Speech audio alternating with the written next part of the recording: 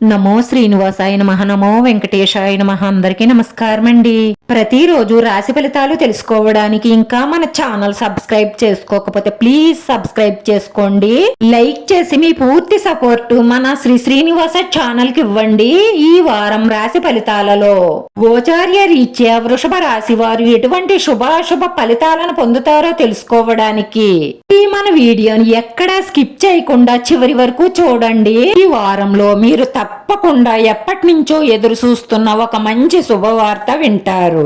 మీరు మీ జీవిత భాగస్వామిని మోసం చేసి బయట స్త్రీలు ఆకర్షణలో పడకండి.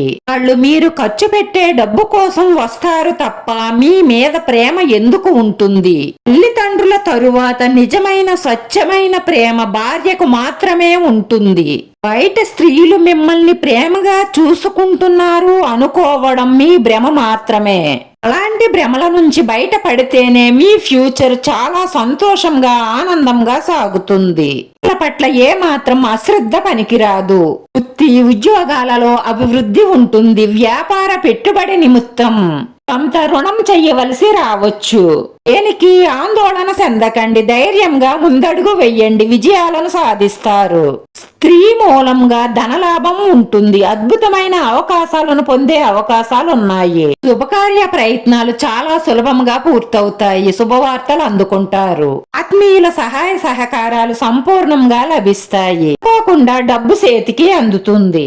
ప్రయత్నాలు కొంత ఆలస్యంగా ఫలిస్తాయి. ఆకస్మిక ధన నష్టం ఏర్పడకుండా ఆచితూచి ముందడుగు వెయ్యండి. ఆరోగ్యం పట్ల శ్రద్ధ వహించండి. అనవసరమైన ఖర్చులు తగ్గించుకోండి.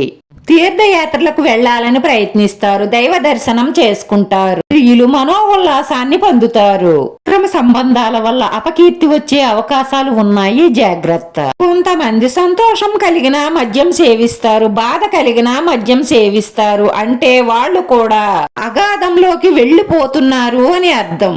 చెడు సంబంధాలు చెడు వ్యసనాలు ఉన్నవారు ఫ్యూచర్ లో బాగుపడడం చాలా కష్టం. అందుకే వాటికి దూరంగా ఉండి మీ ఫ్యూచర్ ని బాగు చేసుకోండి.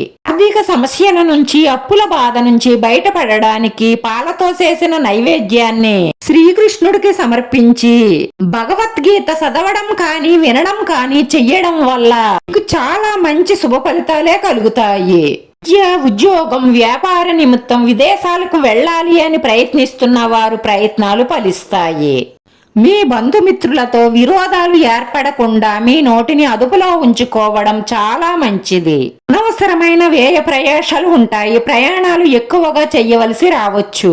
ఈ ప్రయత్న కార్యాలకు కొంత ఆటంకాలు ఏర్పడే అవకాశాలు గోచరిస్తున్నాయి. కుటుంబంలో కోరుకున్నది ఒకటైతే జరిగేది ఒకటవుతుంది. మీరు కోపాన్ని అదుపులో ఉంచుకోండి. అంటే ఇంట్లో లేనిపోని గొడవలు వస్తాయి. ఆర్థిక సమస్యలను అధిగమించడానికి అప్పులు చెయ్యవలసి రావచ్చు. మనసు సంచలంగా ఉండడం వల్ల మరికొన్ని ఇబ్బందులు ఎదురవుతాయి. అందుకే మనోనిబ్బరంగా ఉండడానికి ప్రయత్నించండి. రాశివారి పరిహారంలో జింపావు పటిక తీసుకొని ఎర్రటి బట్టలో కట్టి గుమ్మం ముందు అంటే మీ సింహద్వారం ముందు ఇష్ట దైవాన్ని మనస్ఫూర్తిగా తలుసుకుంటూ వేలాడదీయండి.